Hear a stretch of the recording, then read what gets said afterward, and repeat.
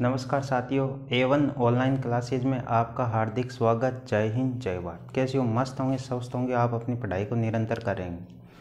हम पढ़ रहे हैं रेफ्रिजरेशन एंड एयर कंडीशनिंग व्यवसाय की ट्रेड थ्योरी।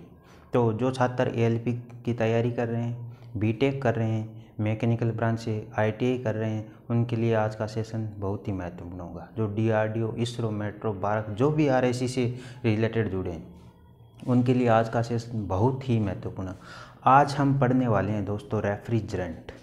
रेफ्रिजरेंट क्या होता है? देखो, रेफ्रिजरेंट होता है एक माध्यम जो निम्न तापमान वाली बॉडी होती है, अर्थात जो अपना इवापोरेटर होता है वहाँ से हीट को एब्जॉर्ब करता है और कंडेंसर में हीट को रिजेक्ट करता है। अर्थात निम्न तापमान वाली जो बॉडी होती है वहाँ से हीट को एब्जॉर्ब करता है और कंडेंसर में एग्जिट करता है, निकालता है, रिजेक्ट करता है। तो देखो, जो रेफ्रिजरेंट होता है जो आइडियल रेफ्रिजरेंट, जो आदर्श रेफ्रिजरेंट होता है, जिसको बोलते हैं प्रशीतक। अपन क्या, जो रेफ्रिजरेंट होता है इसको बोलते हैं प्रशीतक। जो अपनी सिस्टम होता है, जो निकाय होती है, उसमें जो माध्यम होता है वो होता है रेफ्रिजरेंट। तो जो आइडियल रेफ्रिजरेंट होता है उसके कुछ प्रॉपर्टीज़ होती हैं, उसके कुछ गुण होते हैं, आपको ध्यान में रखना है उसके कौन कौन से गुण होते हैं। यदि मैं बात करूं थर्मोडायनेमिक्स गुण की, उष्मागतिकीय गुण की, तो क्या होता है दोस्तों, क्वथनांक क्या होता है, निम्न होना चाहिए। क्वथनांक जो बॉइलिंग पॉइंट है वो कम होना चाहिए। और वाष्पन की उच्च गुप्त ऊष्मा, वाष्पन की जो गुप्त ऊष्मा, वेपोराइजेशन की जो लेटेंट हीट है वो उच्च होनी चाहिए, जिससे वो ज़्यादा से ज़्यादा हीट को एब्जॉर्ब कर सके। निम्न हिमांक, फ्रीजिंग पॉइंट निम्न होना चाहिए। उच्च क्रांतिक तापमान, जो क्रिटिकल टेम्परेचर है वो हाई होना चाहिए। और सघनित्र यानी कंडेंसर एवं इवापोरेटर अर्थात वाष्पित्र में धनात्मक दाब एटमॉस्फेयर दाब के बराबर या इससे अधिक होना चाहिए। जो वातावरणीय दाब होता है अपन जानते हैं कितना होता है, नॉर्मल कंडीशन 1.01325 बार, तो ये होना चाहिए भाई। तो याद रखना है, जो उष्मागतिकीय गुण होता है आइडियल रेफ्रिजरेंट का क्या होता है, निम्न क्वथनांक, वाष्पन की उच्च गुप्त ऊष्मा, निम्न हिमांक, उच्च क्रांतिक तापमान, सघनित्र एवं वाष्पित्र में धनात्मक दाब। ये याद रखना है दोस्तों। साथियों, ये जो रेफ्रिजरेंट चैप्टर है इससे बहुत सारे क्वेश्चन एग्जाम में पूछे जाते हैं। इसके बाद हम बात करते हैं भौतिक गुण। तो वाष्प का निम्न विशिष्ट आयतन, जो स्पेसिफिक वॉल्यूम होता है वाष्प का निम्न होना चाहिए। द्रव्य की निम्न विशिष्ट ऊष्मा, लिक्विड की जो विशिष्ट ऊष्मा वो निम्न होनी चाहिए। वाष्प की उच्च विशिष्ट ऊष्मा, जो लेकिन वेपर की फॉर्म में होता है तो विशिष्ट ऊष्मा उच्च होनी चाहिए। और उच्च ऊष्मा चालकता यानी जो थर्मल कंडक्टिविटी है वो हाई होनी चाहिए, उच्च होनी चाहिए। और विद्युत का क्या होना चाहिए, कुचालक होना चाहिए, उच्च विद्युत कुचालकता। और निम्न श्यानता, जो विस्कोसिटी है वो कम होनी चाहिए। अब आते हैं केमिकल प्रॉपर्टी, जो रासायनिक गुण है वो क्या होता है। अज्वलनशील होना चाहिए, ऐसा रेफ्रिजरेंट होना चाहिए जो ज्वलनशील ना हो। जैसे किसी सिस्टम में लीकेज हो जाता है, अगर ज्वलनशील होगा तो वहाँ पर जो सिस्टम रखा है वहाँ के आसपास की चीज़ों को जला देगा, जैसे आग पकड़ लेगा वो। और अविस्फोटक होना चाहिए, अविषाक्त जहरीला नहीं होना चाहिए। असंसारक मतलब जो कोरोजन को पैदा ना करे, सिस्टम के अंदर जंग को पैदा ना करे। और रासायनिक स्थिरता, जो केमिकल स्टेबिलिटी होनी चाहिए। तो ये है अपने जो आदर्श आइडियल रेफ्रिजरेंट के गुण। इनसे काफ़ी बार क्वेश्चन पूछा जाता है। थर्मोडायनेमिक्स प्रॉपर्टी से पूछ लेते हैं, भौतिक गुण से पूछ लेते हैं और रासायनिक गुण से पूछ लेते हैं। अब हम बात करेंगे जो रेफ्रिजरेंट है वो कितने प्रकार के होते हैं। उसके बाद हम जो रेफ्रिजरेंट जैसे R12 है उसका रासायनिक सूत्र कैसे निकालते हैं, रासायनिक सूत्र दिया होता है उसका जो नाम है वो कैसे देते हैं, बात करते हैं। बढ़ते हैं आगे की ओर। जो भी साथी क्लास को अटेंड कर रहे हैं वो अपने दोस्तों के साथ शेयर कीजिए। REC थ्योरी को बेहतर बनाइए, जुड़े रहिए हमारे साथ। तो अभी हम बात करने वाले हैं दोस्तों कि जो अपना प्रशीतक होता है, जो रेफ्रिजरेंट होता है, वो कितने टाइप का होता है। देखो, सफलता पाने के लिए दिन रात मेहनत करनी पड़ेगी, ऐसे तो सफलता मिलने वाली है नहीं। तो बात करते हैं दोस्तों, जो रेफ्रिजरेंट होता है, टाइप ऑफ रेफ्रिजरेंट, कितने टाइप के प्रयोग होते हैं। एक होता है प्राइमरी रेफ्रिजरेंट यानी प्राथमिक प्रशीतक, और एक होता है सेकेंडरी रेफ्रिजरेंट अर्थात द्वितीयक प्रशीतक। जो प्राइमरी रेफ्रिजरेंट होता है साथियों, जो प्राथमिक होता है, उसको अपन डायरेक्ट, जैसे एक सिस्टम है उसमें रेफ्रिजरेंट फ्लो कर रहा है और जो कूलिंग करने वाले जो मटेरियल पदार्थ है या एटमॉस्फेयर को कूल करना है तो वो डायरेक्ट भाग लेता है। और सेकेंडरी रेफ्रिजरेंट होता है वो अपन क्या करते हैं, पहले उस सेकेंडरी रेफ्रिजरेंट को प्राथमिक से ठंडा करते हैं और फिर सेकेंडरी को जो अपन कूलिंग उत्पन्न करनी है, जो मटेरियल ठंडा करना है उसे ठंडा करते हैं। तो ये दो टाइप के होते हैं। कितने टाइप के? दो टाइप के प्रयोग करते हैं अपन। एक तो होता है प्राथमिक प्रशीतक या प्राइमरी रेफ्रिजरेंट, और एक होता है द्वितीयक प्रशीतक। क्या होता है? द्वितीयक यानी सेकेंडरी रेफ्रिजरेंट। द्वितीयक प्रशीतक अर्थात सेकेंडरी रेफ्रिजरेंट। याद रखना है दोस्तों, ये डायरेक्ट भाग लेते हैं और इनको पहले प्राथमिक रेफ्रिजरेंट से ठंडा करते हैं, उसके बाद ये एटमॉस्फेयर को या खाद्य पदार्थ जो ठंडे करने होते हैं उनको ठंडा करता है। प्राथमिक प्रशीतक की अगर मैं बात करूं, जैसे बात करते हैं R134 जो फ्रीजर में रेफ्रिजरेटर में होती है, R22, R32, ये क्या है? प्राथमिक प्रशीतक है। तो देखो जो प्राथमिक प्रशीतक है वो डायरेक्ट भाग लेते हैं। क्या लेते हैं? डायरेक्ट भाग लेते हैं, डायरेक्ट। और ये इनडायरेक्टली कूलिंग करते हैं, इनडायरेक्ट कूलिंग होती है। प्राथमिक प्रशीतक अपन पढ़ेंगे। प्राथमिक प्रशीतक जैसे एक होता है HC, हेलोकार्बन रेफ्रिजरेंट, जिसमें क्लोरीन, फ्लोरीन और ब्रोमीन तीनों में से एक या दो या तीनों तत्व पाए जाते हैं। जो हेलोकार्बन रेफ्रिजरेंट आता है जिसको HC को बोलते हैं हेलोकार्बन। क्या बोलते हैं? Halocarbon refrigerant. एक आता है अपना, क्या आता है? एक आता है इनऑर्गेनिक यानी अकार्बनिक रेफ्रिजरेंट। अकार्बनिक रेफ्रिजरेंट, अकार्बनिक प्रशीतक। और एक आता है अपना, क्या आता है? स्थिर क्वाथी बोलते हैं जिसको, स्थिर क्वाथी यानी एजियोट्रोप्स प्रशीतक, एजियोट्रोप्स। हेलोकार्बन के अंदर हमने देखा HC जिसमें CFC और HCFC दोनों आते हैं। अकार्बनिक आ गया, स्थिर क्वाथी आ गया, और एक और होता है हेलोकार्बन के अंदर, एक होता है हाइड्रोकार्बन। क्या होता है? हाइड्रोकार्बन। जैसे मीथेन, इथेन, प्रोपेन, ब्यूटेन जो है वो क्या है? मीथेन, इथेन, प्रोपेन और ब्यूटेन, ये है अपने हाइड्रोकार्बन। तो प्राथमिक प्रशीतक होते हैं हेलोकार्बन जिसमें क्लोरीन, फ्लोरीन और ब्रोमीन की मात्रा पाई जाती है। अकार्बनिक इनऑर्गेनिक होते हैं। अकार्बनिक के अंदर अपन जल है, जो वायु है, कार्बन डाइऑक्साइड है, सल्फर डाइऑक्साइड है, ये होते हैं अपना, ये अमोनिया हो, ये आते हैं इनऑर्गेनिक यानी अकार्बनिक प्रशीतक के अंदर। एक एक का पोस्ट मास्टर करेंगे अभी। स्थिर क्वाथी है एजियोट्रोप्स, जैसे दो रेफ्रिजरेंट को मिला दिया उसके बाद उस मिश्रण से जो एक रेफ्रिजरेंट बन जाता है, जैसे 500, 502, 503 और 504। एक आता है हाइड्रोकार्बन, मीथेन, इथेन, प्रोपेन और ब्यूटेन। अब बात करते हैं द्वितीयक की। उसमें एक तो ब्राइन आ गया, ब्राइन लेते हैं काम में। एक एंटीफ्रीज जिसको बोलते हैं प्रतिहीम, एंटीफ्रीज यानी प्रतिहीम अपन काम ले। एक जल, ये होता है अपना जल, ब्राइन जल घोल होता है, जो ब्राइन का घोल होता है, और प्रतिहीम और ब्राइन, ये होता है द्वितीयक प्रशीतक। तो दोस्तों अब हम बात करने वाले हैं एक एक रेफ्रिजरेंट की। इससे पहले जो ये अपन एक एक टाइप पढ़ेंगे, इससे पहले मैं आज की क्लास में आपको बता देता हूँ हेलोकार्बन रेफ्रिजरेंट की बात कर लेता हूँ, और उसके बाद उसका नामकरण कैसे करते हैं, सूत्र के द्वारा कैसे निकालते हैं, अभी बात करने वाले हैं दोस्तों। तो हम पढ़ रहे हैं प्राथमिक प्रशीतक का, अभी पढ़ेंगे HC हेलोकार्बन रेफ्रिजरेंट। कौन सा दोस्तों? Halocarbon refrigerant. आज का जो ये टॉपिक है, जो एग्ज़ाम में बहुत सारे क्वेश्चन देता है, हर एग्ज़ाम में 4 या 5 क्वेश्चन देखने को मिलते हैं, तो इसको ढंग से पढ़ लेना भाई, अच्छी तरह से कर लेना। ज़्यादा कोई हार्ड नहीं है, बस आपको पहले 3 आइडियल प्रॉपर्टीज याद रखनी है, आदर्श रेफ्रिजरेंट के क्या क्या गुण होते हैं, उसके बाद प्राथमिक और द्वितीयक। अब मैं बात करता हूँ प्राथमिक के अंदर, पहला है हेलोकार्बन। कौन सा है? Halocarbon refrigerant. इसको HC अपन बोलते हैं, हेलो कार्बन। इसमें देखो जो हेलो कार्बन होता है इसमें 3 तत्व है। जैसे एक तो होता है क्लोरीन, एक होता है फ्लोरीन और एक होता है ब्रोमीन।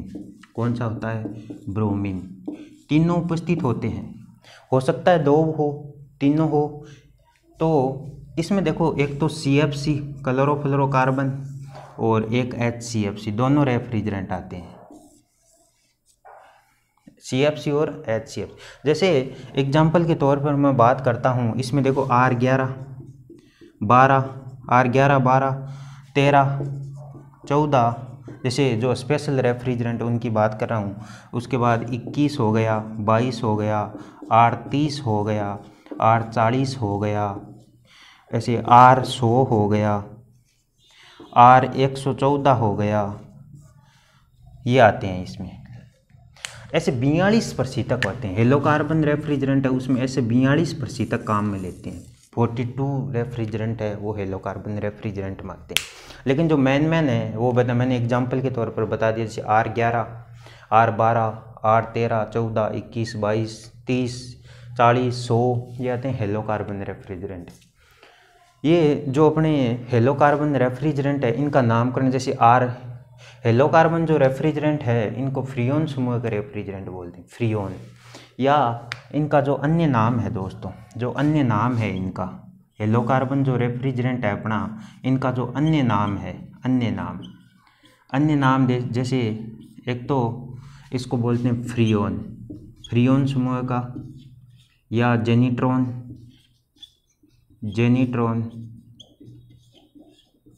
फ्रियोन समूह का या जेनिट्रॉन, ऐसे बोलते हैं इनको, हेलो कार्बन रेफ्रिजरेंट। अब हम जो हेलो कार्बन रेफ्रिजरेंट होते हैं दोस्तों, जैसे R11 का रासायनिक सूत्र क्या होता है, R11 का रासायनिक नाम क्या होता है, इसको अध्ययन करेंगे अभी, इस पर स्टडी करेंगे कैसे निकालते हैं। R12 13 14 21 22 4-5 निकालेंगे तब अपने समझ में आ जाएगा। तो बढ़ते हैं नेक्स्ट स्टेप की ओर। दोस्तों यदि आपको मेरा सेशन अच्छा लग रहा है तो A1 ऑनलाइन क्लासेज के जो YouTube चैनल है उसको सब्सक्राइब करिए, जुड़िए हमारे साथ, REC थ्योरी को बेहतर बनाइए और आपका आने वाला जो एग्ज़ाम है उसमें अपनी परफॉर्मेंस दिखाइए। क्लास को अटेंड करिए, लाइक करिए, चैनल को शेयर करिए, सब्सक्राइब करिए। जैसे मैं बात करता हूँ पहले R22 का रासायनिक नाम क्या होगा, या रासायनिक सूत्र और रासायनिक नाम व सूत्र, इसका जो फॉर्मूला होगा, केमिकल फॉर्मूला, वो क्या होगा। तो कैसे निकालते हैं दोस्तों, आपको 2 कंडीशन याद रखनी है। क्या रखनी है? 2 कंडीशन याद रखनी है। जैसे पहले एक फॉर्मूला आता है, उसको मैं लिखता हूँ। एक आता है, आपको याद रखना, R का मतलब होता है रेफ्रिजरेंट, याद रखना है A-1 B+1 और C, ये है अपना क्या है, RA-1 B+1 C। सर ये ABC क्या होता है अभी बताऊंगा। एक याद रखना आपको, B+C+D बराबर 2A+2, एक ये याद रखना। कोई भी रेफ्रिजरेंट हो ऐसे निकाल सकते। देखो इसमें कार्बन होता है, हाइड्रोजन होता है, फ्लोरीन होता है और क्लोरीन होता है। जो A आया है, A से अपन जो दर्शाएंगे वो कार्बन को दर्शाएंगे, B से हाइड्रोजन को दर्शाएंगे और C से फ्लोरीन को, D से क्लोरीन को दर्शाएंगे। यानी A का जो मान आएगा वो कार्बन मानेंगे, B का जो आएगा वो हाइड्रोजन, C का आएगा वो फ्लोरीन और D का आएगा क्लोरीन। तो मैं बात करता हूँ R22 रेफ्रिजरेंट की। किसकी? R22 को देखो 3 अंकों में लिख लेता हूँ, 022 लिख लूँ इसको, R22 को, ठीक है कोई बात नहीं, लिख लिया। अब देखो अपना ये फॉर्मूला है। अब फॉर्मूले को कैसे लगाना है, तो देखो पहले ये देखो, अब इसके संदर्भ में देखो, यहाँ 0 है तो बताओ A का मान कितना मानूं कि इसका मान 0 आ जाए। तो A-1 है तो A का मान अगर 1 मान लूँ तो 1 - 1 यानी 0। तो A का मान हो गया अपना 1। कितना हो गया A का? A बराबर हो गया 1। अब देखो B+1 है, B+1 है, तो B यहाँ पर 2 आ रहा है और B+1 B, तो B भी कितना होगा, B 1+1 कितना हो जाएगा 2, तो B बराबर B कितना है 1। C का मान पहले से दिया हुआ है कितना है 2, C का मान 2। क्या अब इस फॉर्मूले से आप इस फॉर्मूले से D का मान निकाल सकते हो? बिल्कुल निकाल सकते हैं। B+C 2 और 1 3, तो देखो इस फॉर्मूले से निकालना है। B+C तो हो गया, ये दोनों कितने हो गए 3 प्लस D बराबर 2 इंटू A का मान कितना है 1 प्लस 2, तो 3 प्लस D है तो D यहाँ रह गया, ये 2 कम 2 प्लस 2 4 माइनस 3, यानी D का मान भी कितना आ गया 1। अब क्या इसमें आप लगा सकते हो? तो C 1 है तो 1 का लिखने की आवश्यकता नहीं है। फ्लोरीन कितना है देखो, कार्बन हाइड्रोजन कितना है, यानी B का मान कितना है 1, तो CH। FC कितना है, इसमें C है 2 तो 2 लिख दिया, और Cl कितना है 1, तो ये इसका फॉर्मूला बन गया। जो R22 है दोस्तों, जो R22 है इसका कौन सा बन गया, तो इसको ऐसे भी तो लिख सकता हूँ, ऐसे भी तो लिख सकता हूँ CHClF2 CHCl, आगे पीछे लिख दो कोई दिक्कत नहीं है। तो देखो फ्लोरीन कितना है 2 है, तो इसको डाई फ्लोरो बोलेंगे, डाई। और क्लोरीन कितना है 1 है। क्लोरीन की मात्रा कितनी है, तो मोनोक्लोरो, मोन है क्लोरो, तो monochloro difluoro methane, monochloro difluoro methane. तो इसका जो रासायनिक सूत्र तो हो गया वो, और रासायनिक नाम क्या आ जाएगा दोस्तों, इसका रासायनिक नाम मोनोक्लोरो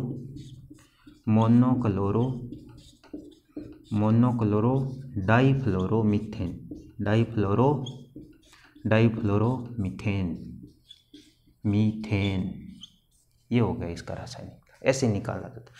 अब अपन जो ज़्यादातर प्रयोग करते हैं अपना रेफ्रिजरेंट R134a, उसका कैसे निकालते हैं देखते हैं अपन।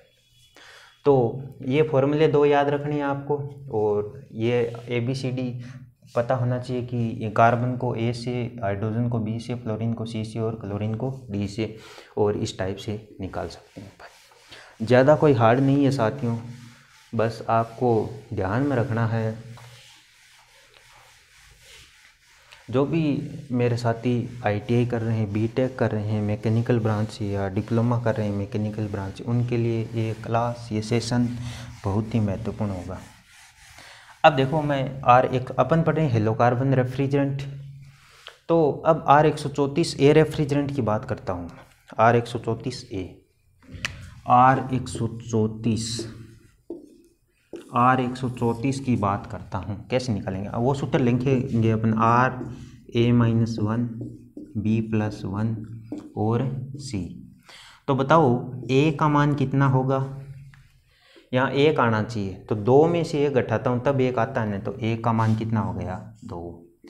B का मान कितना होना चाहिए 3 होना चाहिए, यहाँ देखो 3 आ रहा है, तो 3 कब होएंगे, 2 में 1 जोड़ता हूँ तभी तो 3, तो B का मान भी 2।